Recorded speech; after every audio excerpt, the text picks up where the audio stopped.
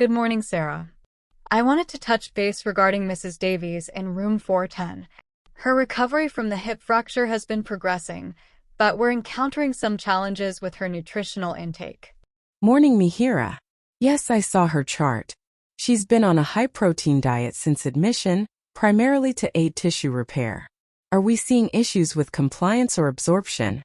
Initially, it was a palatability issue. She found the supplements quite chalky. We've managed to switch to a more palatable liquid formulation, and that's improved her compliance significantly.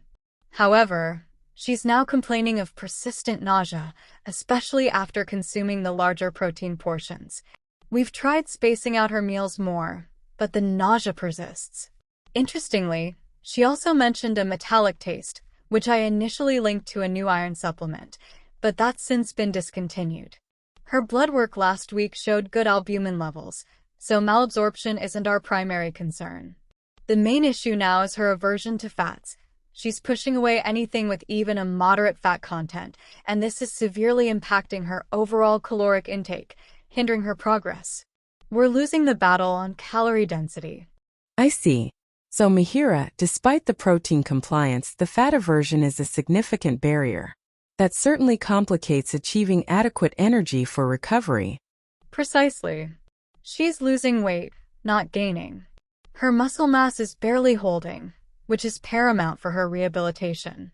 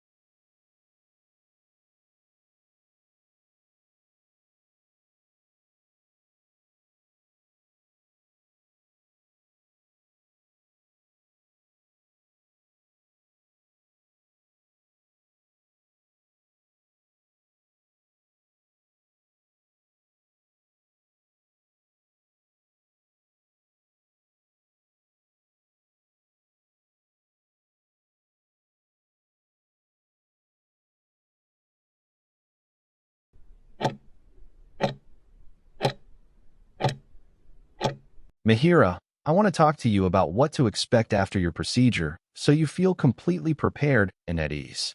As you wake up, you might feel quite sleepy or a bit lightheaded because of the medicine used to help you relax. But this is a very normal part of the process.